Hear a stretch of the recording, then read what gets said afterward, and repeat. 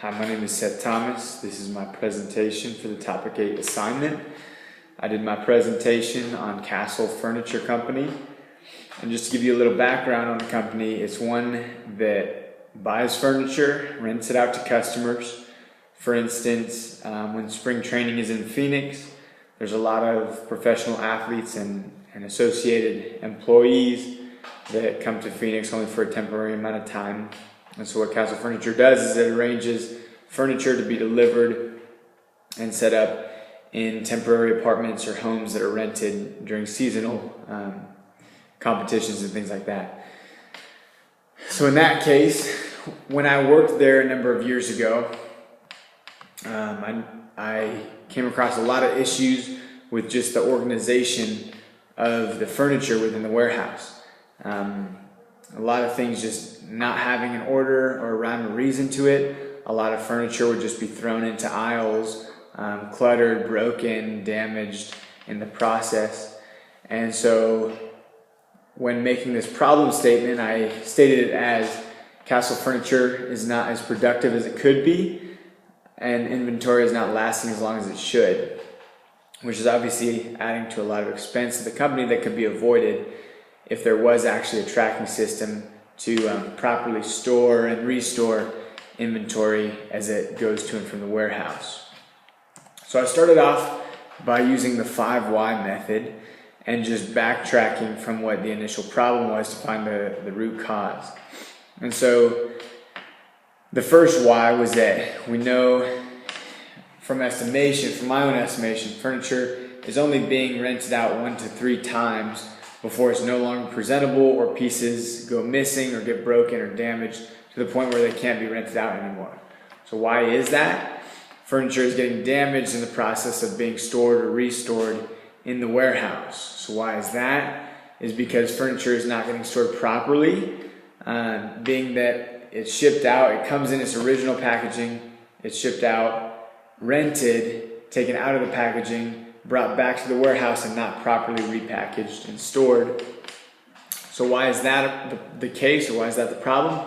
Is that truck drivers are not able to do it in the amount of time that they're given. So they get back to the warehouse and they have to go out for another shipment, so they just use their only resort as to throw the furniture back into the aisle, in which case things get broken. And so why is that? The 5th why, there are not enough warehouse hands that can take the inventory and or furniture and restore it and repackage it and put it in the proper spot. So ultimately it comes down to the amount of employees and the type of organization they're using within the warehouse. So from there, we were prompted to analyze our stakeholders based on implementing a new process. And so I categorized 4 different types of stakeholders. Those that I want to manage closely, those are the ones that have the most power and interest in the company. I have as the administration, the investors, the suppliers, and the customers. Those are the people that we want to always be in communication with. Whenever something changes, we want them to know and to be satisfied with the work that's being done. Then there's those who I want to keep satisfied, but only have really more so power over the company, more so than interest. And that's the government, so whatever laws that we have to abide by, and insurance providers for our employees and our other stakeholders. Then there's those who I want to keep informed, who don't have a lot of power but have a lot of interest in the company. Those are employees, the media, trade associations, and such, where we want to keep information flowing so that everyone's on the same page, but we don't necessarily need to abide by any laws, or they don't have the power necessarily to change what we do. And lastly, those that I just need to monitor, that don't really have a whole lot of power and don't have a lot of interest. And those are the surrounding companies in the neighborhood that we do business in, our competitors, the neighborhood itself, the people living around the company, and people that we want to just that if they do know about our company, it's more so through media advertisements, buzz, things like that throughout the community.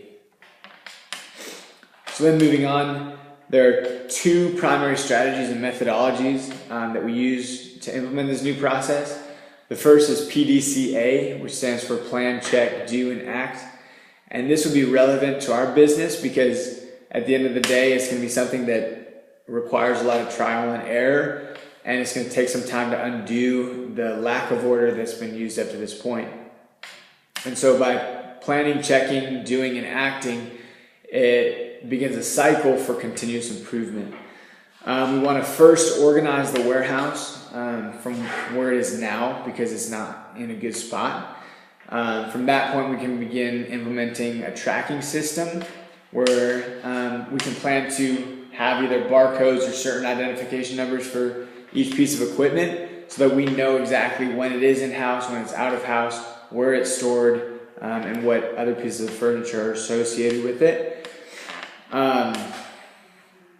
And then we'd have an internal tracking system in order to know, from a computer standpoint, what's in or out of the warehouse at all times.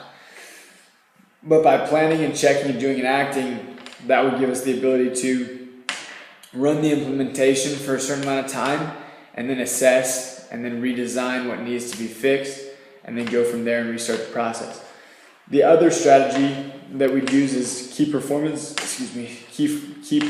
indicators, in which we would be able to measure statistics based on the lifespan of the furniture, how long it's lasting, how many times it's rented out before it's not usable anymore, and then also track damages and when they are occurred on the furniture. For instance, there might be some damages that occur while the furniture is with the customer, and that wouldn't be used in the same metrics as the damage ensued in the warehouse or during delivery or return of the furniture. So then I put together a timeline, and it's only for the first few months of the implementation, but I put together a Gantt chart that shows kind of how that process would look. First, we would gather current company data.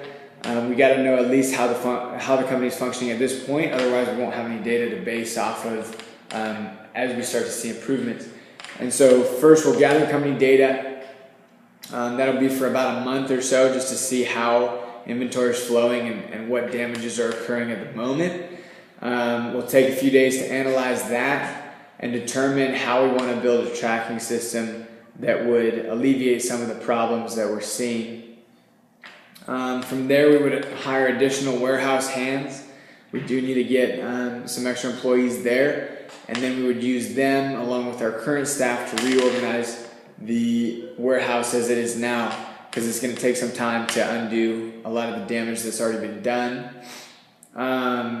Once that's reorganized, we can begin the project and begin to track the new operations. And so that first phase is going to be about a month, which isn't a lot of time when you're implementing a new project, but since it's early on and we do want to assess the initial forthcomings of what we're doing, I made that first phase pretty short. Then after that first month, we'd assess and take some time to see what is working, what isn't.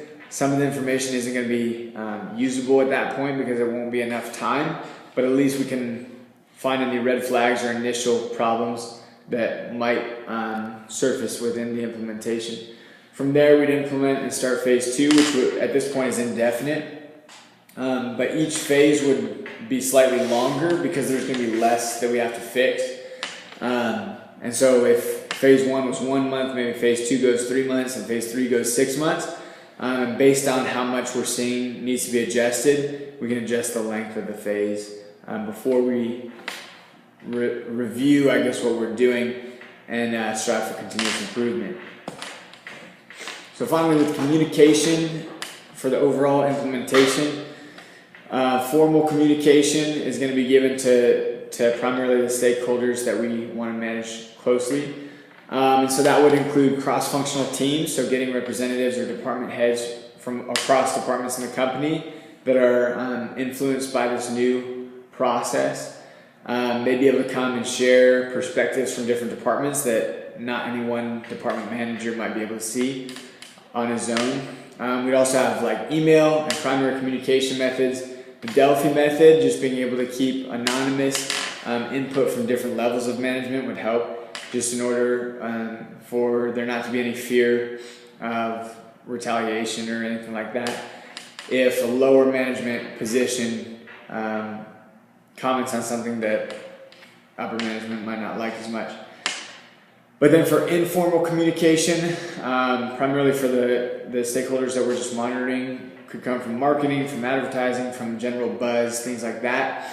For the others that fall in between those two categories, it might be a mix of both. So it might be some formal communication, some informal, based on what's relevant and necessary.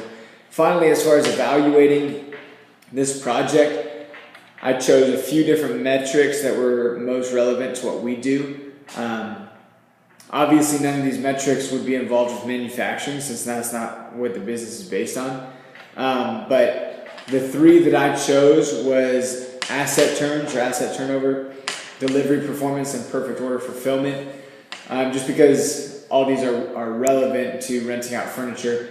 The asset turns, or how many times we're able to use our assets before they're no longer usable, goes right along with the furniture, the statistics that we're trying to follow. And so by tracking that furniture and knowing how many times it goes out to customers before it's no longer usable, ideally we'll see an increase in asset turns, because we'll be able to get, more like 4 or 5 rents on each piece of furniture as opposed to 2 or 3.